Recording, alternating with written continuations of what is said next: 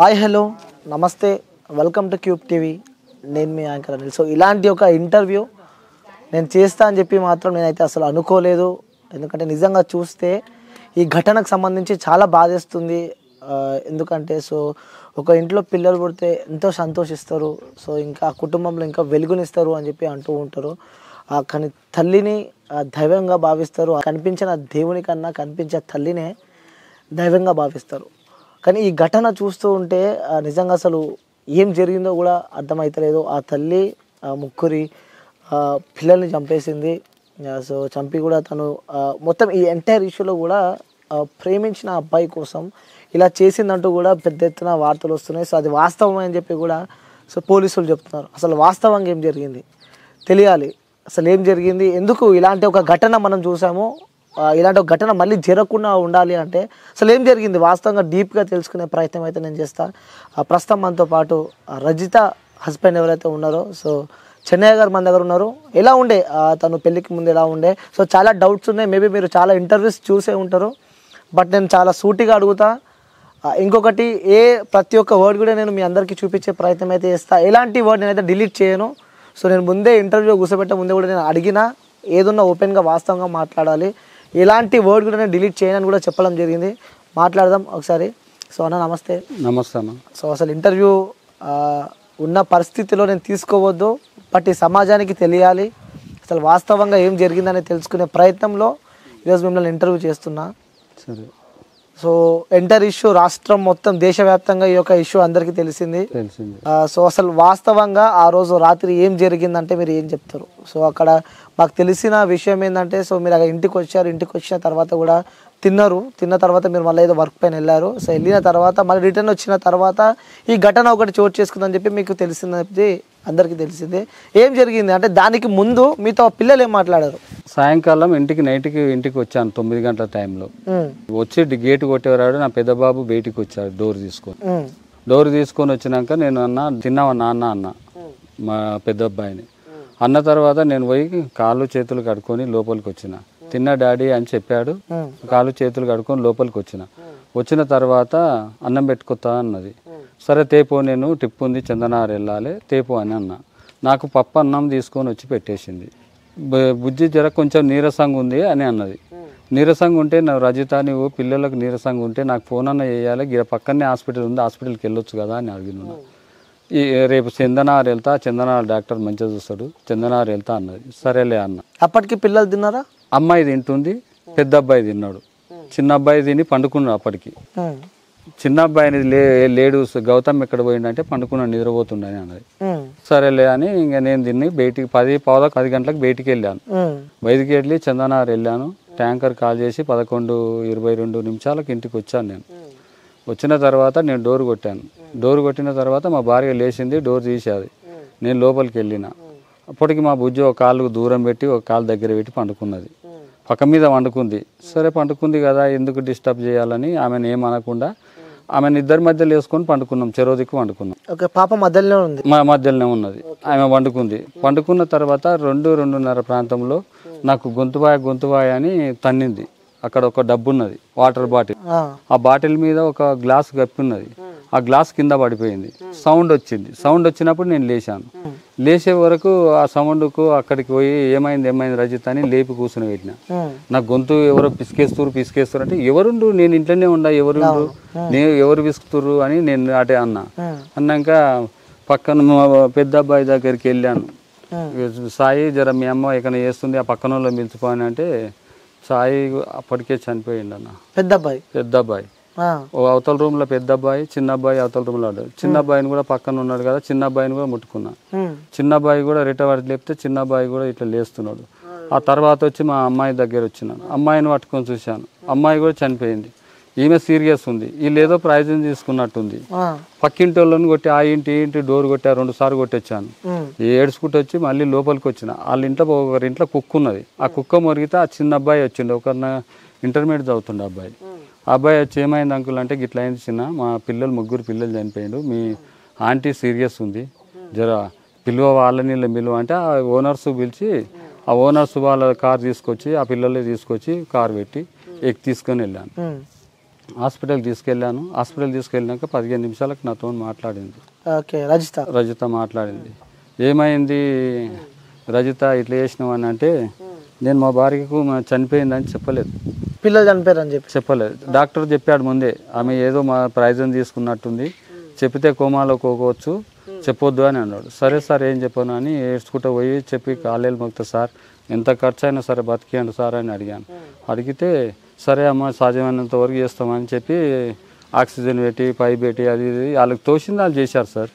చేసిన తర్వాత ఆమె లేచి 15 నిమిషాల తర్వాత మాట్లాడింది. అప్పటికి నన్ను పోలీసు వాళ్ళు వచ్చి పట్టుకున్నారు. ఓకే, ఆ 15 నిమిషాలు ఏం మాట్లాడింది మీతో? 15 నిమిషాలు ఏం తిన్నారు రజిత అంటే, పెరుగు తిన్నాము, పెరుగన్నం తిన్నాం. పిల్లలకి ఏం పెట్టినావు అంటే పెరుగన్నమే పెట్టినా. ఇంకా నువ్వు ఎక్కువ మాట్లాడక్కరా అని డాక్టర్ బయటికి పిలిచాడు.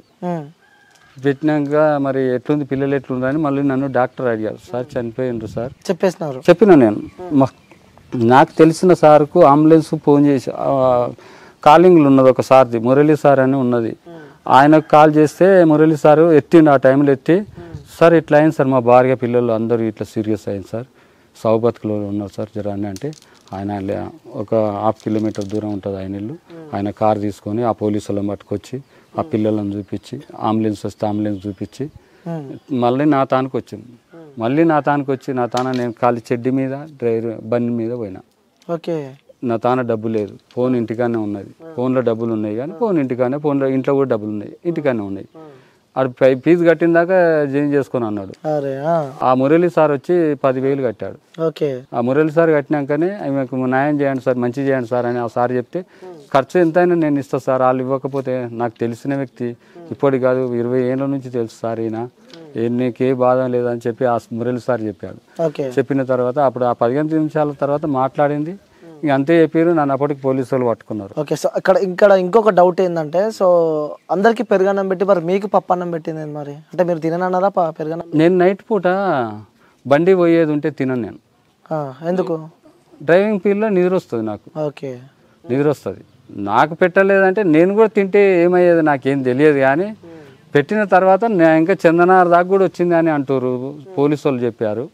నువ్వు చందనార్ నా ఫోన్ గుంజుకొని నువ్వు హుషారు చేస్తున్నావురా, నువ్వు చందనార్ ఎడపోయినవురా అని నన్ను పోలీసు వాళ్ళు దబాయించారు. అడిగితే సార్ నేను కావాల్సే ట్యాంకర్ పోసిన వాళ్ళను ఫోన్ నెంబర్ ఇస్తా, నా ఫోన్ తీసుకొని చెక్ చేసుకోండి సార్ అని ఫోన్ చేసి ఇచ్చేసాను. నేను చెక్ చేసుకున్నారు. వాళ్ళని ఎంక్వైరీ చేసారు, మా వాళ్ళని ఎంక్వైరీ చేసారు. మా వాళ్ళని అడిగినాక పోలీసు వాళ్ళు పోయి అడిగితే ఏమమ్మా ఏం తిన్నామంటే ఏమైంది అని మా భార్యని తెలియనట్టు నటించింది. అదంతా నటననే అని నన్ను లోపల తీసుకుపోయి పడంచెల్లో తీసుకుపోయి పిఎస్లో కూర్చుని పెట్టారు. రూమ్లో కూర్చుని పెట్టి సాయంత్రం 5 గంటలకు ఇడిచిపెట్టారు. 4:30-5 గంటలకు ఇడిచిపెట్టారు. మా అన్న పిల్లలు వచ్చి దాబాబాయ్ అని తోలుకొని వచ్చారు. తోలుకొని వచ్చిన తర్వాత హాస్పిటల్ కాడికి కూడా వచ్చిన తర్వాత అక్కడ ఎస్ఐ గారు మేడం ఉన్నది. మేడం మా భార్య చివరి చూపు చూసుకుంటుంది, ఈ పిల్లలు హాస్పిటల్ తీసుకెళ్ళారు, నేను పిల్లలు తనుకోతుంటే పిల్లలు తనుకోలేదు ఏం లేదు అని నన్ను తీసుకొని పట్టించాలి వాడి దగ్గర. ఇక నేను పిల్లలు చనిపోయినరు నా చేతి పట్టు చూసినప్పుడే తెలుసు చనిపోయింది అని తెలుసు. కానీ మళ్ళీ పోతే కొంతమంది వాళ్ళు వచ్చేయమన్నారు, చెన్నైనే చంపిండు, పెరుగులో ఏదో ఇసం ఇచ్చి చంపిండ్రని అప్పటిదప్పుడు హెడ్లైన్లో పెట్టేసారు నాకు. అప్పుడు నాకు పోలీసు వాళ్ళు ఉంచలేదు. ఇక నన్ను తీసుకుపోయి లోపల వాడి అప్పుడే చెప్పితే, సార్ నేనైతే చేయలేదు, తప్పు అయితే చేయలేదు సార్, నాకు అంత కోపం ఉంటే నా భార్యను చంపుతా కానీ నా పిల్లలు చంపా కషాయం ఉన్నాను సార్, నేను చంపలేదు సార్ అని చెప్పాను. సరే అని ఇంకా నన్ను రూమ్లో కూర్చొని పెట్టి టిఫిన్ తెచ్చారు. వాళ్ళ మీద ఎందుకన్నా అబద్ధం చెప్పాను. టిఫిన్ తెచ్చి పెట్టినా నేను తినను సార్, నా పిల్లలు చూపిస్తే నేను తింటా సార్ అని చెప్పి. అప్పటికి ఎంతసేపు అవుతుంది, ఎంత సమయం అయింది? పిల్లలు అయింది మధ్యాహ్నం తర్వాత నా దగ్గరికి వచ్చారు సార్. పిల్లలు ఎప్పుడు వచ్చారు మీ దగ్గర? పిల్లలు నా దగ్గర ఏన్నారు సార్. ఇక హాస్పిటల్ చనిపోయిన వాళ్ళు ఇంకా నా దగ్గరికి ఎందుకు వస్తారు సార్? మీ దగ్గరికి కాదు, మీరు పిల్లల దగ్గరికి ఎప్పుడు వెళ్ళినారంట? ఇక నేను వెళ్ళలేదు సార్, రాత్రి ఊరికి వచ్చినాకనే వచ్చిన. మా అన్నోళ్ళు మా వాళ్ళు బంధువులు వాళ్ళే తీసుకొచ్చారు ఆడికెళ్ళి మొత్తం. మాకు హాస్పిటల్లో కూడా వాళ్ళే పోయి తీసుకొచ్చారు, మా ఊరు పెద్ద మనుషులు అందరు కలిసి. ఇక పోస్ట్ మార్టం అయినాక తీసుకొని వాళ్ళు వస్తే వాళ్ళు ఇంకా నేను లాస్ట్కి ఇటుకు వచ్చిన. నేను అడిగితే అప్పుడు తోలియన్ అంటే తోలియన్ అన్నది ఆమె. తోలిచ్చే మేడం ప్లీజ్ మేడం అని అడిగితే, నువ్వు మాట్లాడుతుంటే నీ భార్యతో మాట్లాడుకోబట్టి నేను పోయి అడిగాను, రజిత పిల్లల్ని చంపినావు, చంపితే నన్ను చంపేది ఉండే కదా. పోయి మాట్లాడారు? నేను మాట్లాడినా. సాయంకాలం వచ్చినాక మాట్లాడితే రజిత నన్ను చంపేది ఉండే, పిల్లల్ని చంపినావు అని అడిగితే ఒక్క ముక్క కూడా మాట్లాడలే. నేనే ఏడ్చుకుంటే బయటికి వెళ్ళేసాను. ఒక చుక్క నీళ్లు రాలేదు, ఇట్లా మాట్లాడలేదు. అడిగినావా మరి కారణం ఏంది, అసలు ఏం జరిగింది? 13 సంవత్సరాలు అవుతుందా మీకు మ్యారేజ్ అయ్యి? అవును. ఏం చెప్తలేదు, చెప్పనప్పుడు ఇంకేం చేయాలి? ఏమని అర్థం చెప్పు. నాతో నువ్వు మాట్లాడుతున్నావు, నీతో నేను మాట్లాడుతున్నా చెప్తాను కదా. నువ్వు చెప్పనప్పుడు నేనేం చెప్తా చెప్పు. నువ్వు మాట్లాడకపోతే నేను మాట్లాడకుండా ఉంటే నువ్వు సపరాకుండా ఉంటావా, నువ్వు మాట్లాడతావా? ఏమనలేదు. సరే అని మా పిల్లలు, మా అన్న పిల్లలు బాబాయ్ అని ఒక కారు కట్టుకొని వచ్చేసినాం. మేము వచ్చే వరకు 11:30 అయింది. అప్పుడు ఆ అంబులెన్స్ వచ్చింది, మేము అప్పుడే వచ్చినాం ఇంటికి. అది జరిగింది. ఓకే. సో మరి ఈ శివ అనే వ్యక్తి ఎప్పుడు పరిచయం మీ అమ్మాయికి? అన్న నాకు పరిచయం అయితే నాకు చెప్పిచేసిందా అన్న? అది చెప్పిచేసిందా అంటే మీ భార్యనే, మీరు కలిసే ఉంటున్నారు. మరి ఎప్పుడు మీకు డౌట్ రాలేదా? డౌట్ రాలేదంటే 3 నెలల క్రితం వచ్చింది అన్న నాకు డౌట్ వచ్చినప్పుడు ఎవరు అంటే గెట్ టుగెదర్ పార్టీ పెట్టుకుంటున్నాము అంటే గెట్టు లేదు, గెదర్ పార్టీ లేదు, ఏది లేదు. పోతే స్కూల్కో లేకపోతే ఇంటికాడ వండుకో అని చెప్పి పోయినా. నేను పనికి వెళ్ళిపోయినాక అది ఎప్పుడు పోయింది తెలియదు, స్కూల్కి పోయింది తెలియదు, వచ్చింది తెలియదు. అది ఏం చేసింది నాకేం తెలుసా అన్న? ఏం మళ్ళీ మధ్యలో మాట్లాడుతుంటే తను గెట్ టుగెదర్ పార్టీకి వెళ్ళిందా? నేను చూడండి ఎట్లా చెప్తాను సార్, అది తెలియదు మీకు అసలు? నాకు అసలు తెలియదు. స్కూల్కి వెళ్తున్నది కదా, ఆమె స్కూల్ టీచర్ కదా, స్కూల్కి వెళ్తుంది దానికి ఎప్పుడు డౌట్ కూడా రాలేదు. ఏమన్నంటే పేరెంట్స్ మాట్లాడేది నేను ఎప్పుడైనా. ఇప్పుడు పేరెంట్స్ డౌట్ ఉంటే టీచర్స్ నేను మాట్లాడేది 2-3 సార్లు నేను మాట్లాడాను. మేడం అని అంటే హలో చెప్పండి అమ్మా అంటే మేడంకి ఇవ్వండి సార్ అనేది ఫోన్ ఆమెకి అనుకున్నారు మీరు? నేను అట్లనే అనుకున్నా. నాకు డౌట్ రానిలే నా భార్య. ఎందుకు డౌట్ రానిచ్చి? నాకు డౌటే లేకుండే అప్పుడు. నేను ఎట్లా అనాలి? ఆమె ఈ శివగాడు వచ్చిండు పోయిండు ఆడుకోయిండు ఈడుకోయిండు అంటే ఎట్లా చెప్తాను నేను? చూడండి, ఆడు వచ్చిండు అంటే నేను ఊకుంటానా?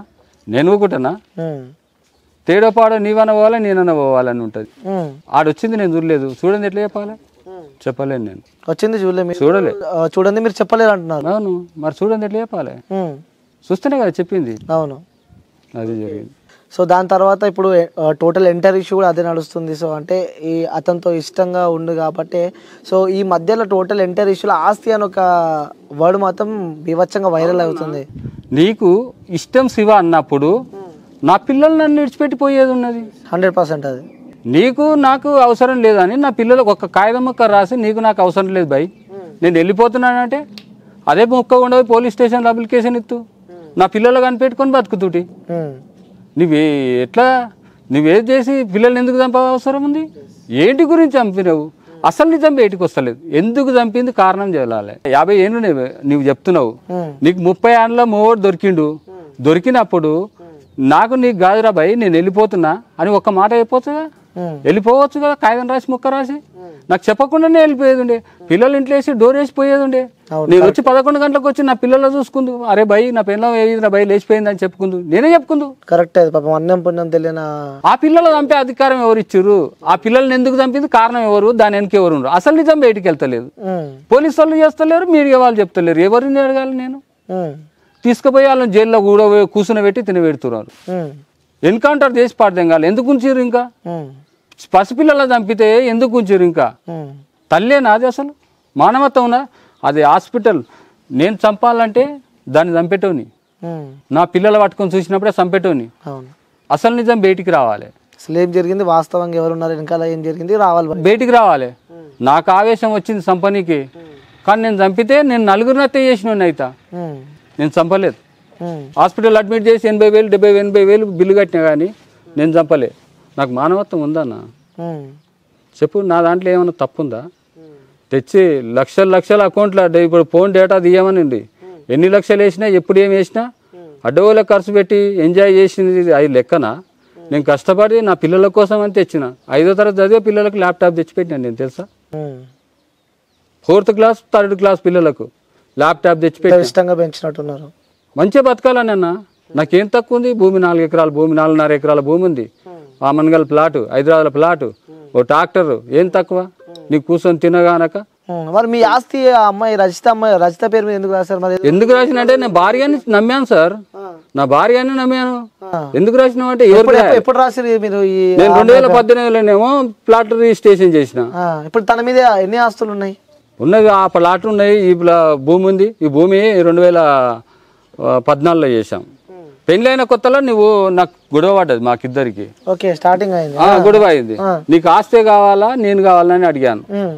నాకు ఆస్తి కావాలి నువ్వు కావాలన్నది భూమి చేసిన నువ్వు ఎన్ని రోజులు ఉండి పిల్లలు కానీ నీవు నాకు శివకుమార్ కావాలంటే ఎక్కడ న్యాయం ఇది శివకుమార్ కావాలంటే శివకుమార్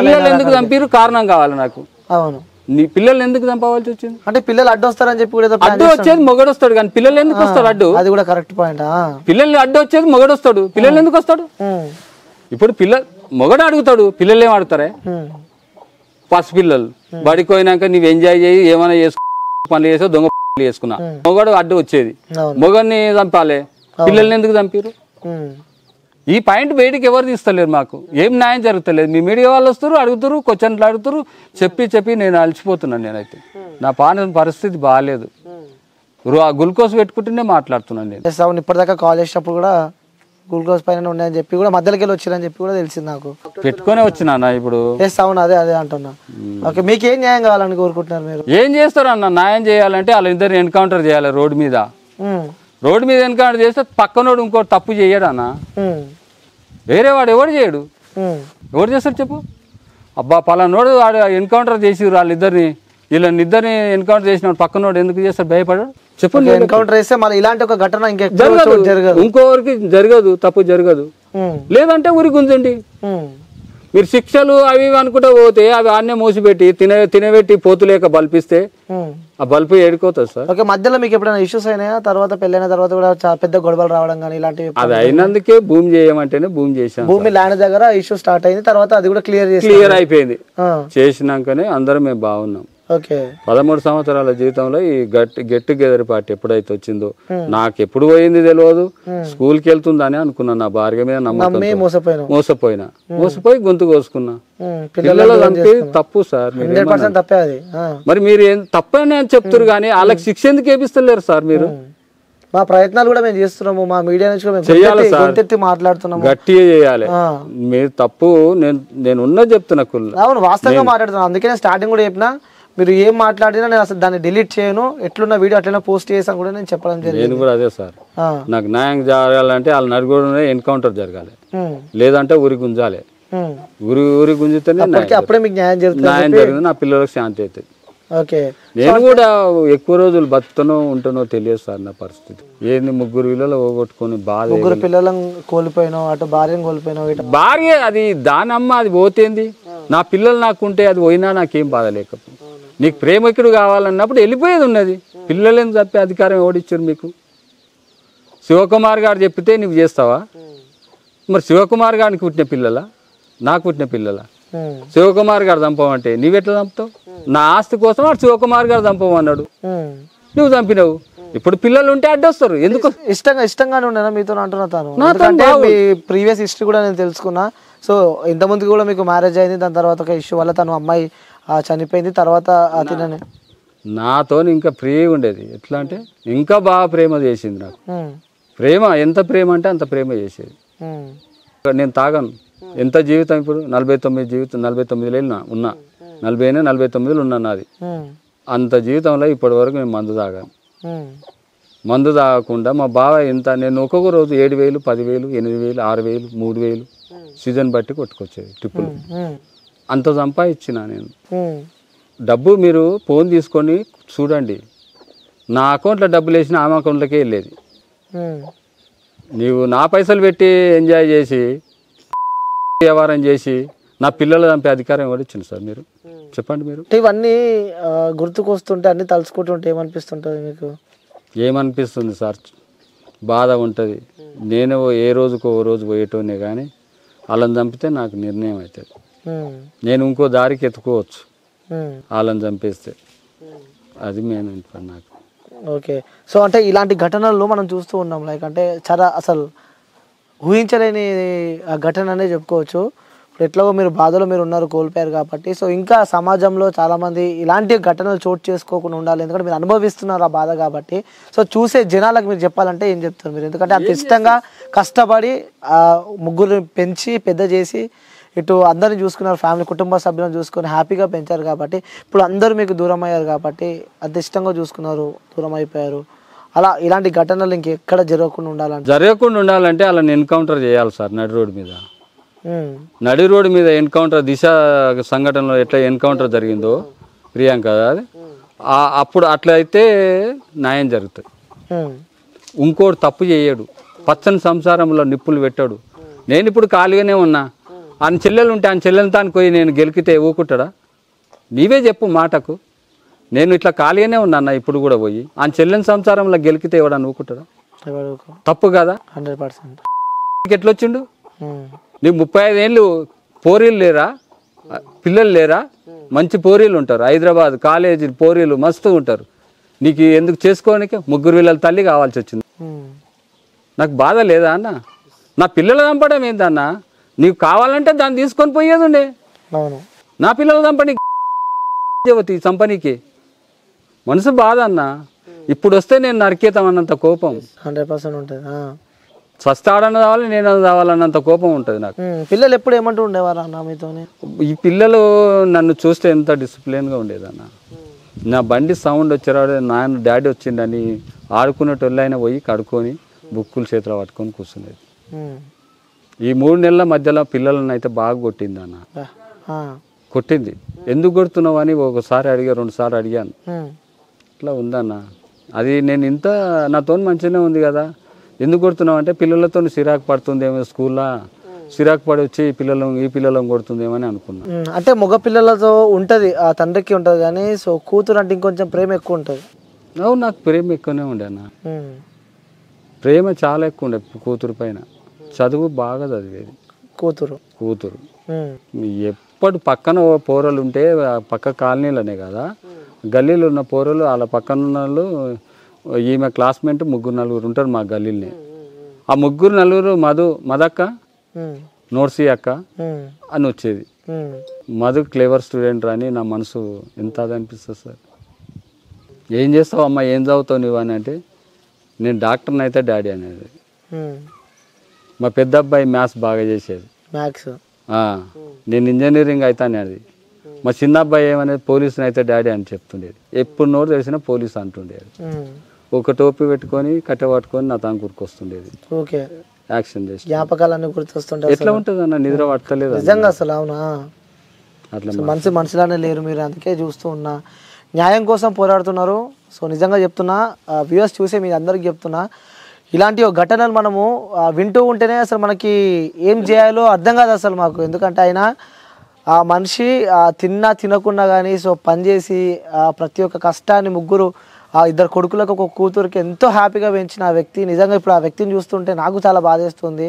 సో తను కూడా చెప్తున్నాడు, వెళ్తే వెళ్ళిపోయేది ఉండే, కానీ ఆ పిల్లల్ని అనవసరంగా బలి తీసుకుంది. నిజంగా పిల్లలు బయట చూస్తూ ఉంటే పిల్లలు పుట్టకుండా ఎంతోమంది హాస్పిటల్ చుట్టూ తిరుగుతున్నా కూడా ఆ పిల్లలు పుట్టలేని సందర్భాలలో కూడా చాలా బాధలు పడుతున్న సందర్భాలు మనం చూస్తున్నాం.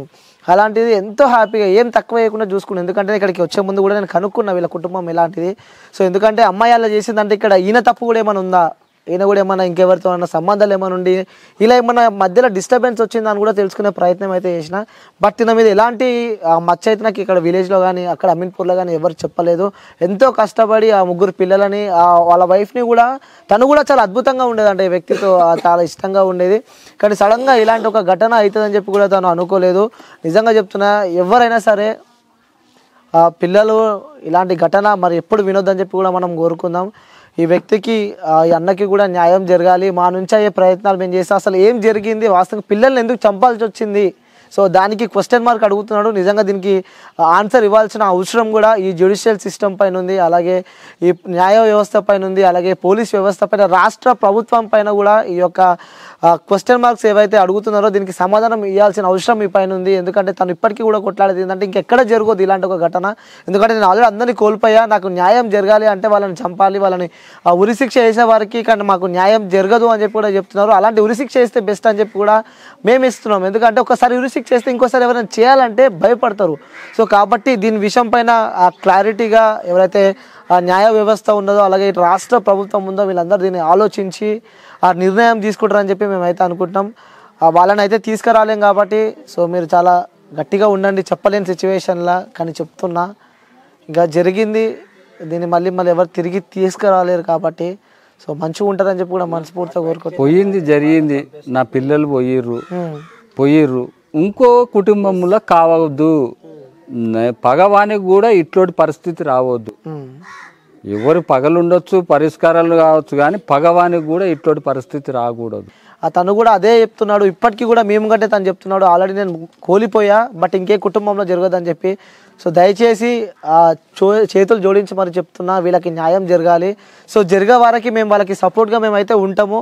సో వాళ్ళు ఎక్కడికి వెళ్తే వాళ్ళని వార్తలు కవర్ చేసే దాంట్లో కానీ, సో ఈ సమాజంలో వీళ్ళ మెసేజ్ ఏదైతుందో వినిపించే ప్రయత్నంలో మేమైతే ముందుంటామని చెప్పి చెప్తున్నా. సో థ్యాంక్ యూ అన్న, ఇబ్బంది పెట్టుంటే సారీ.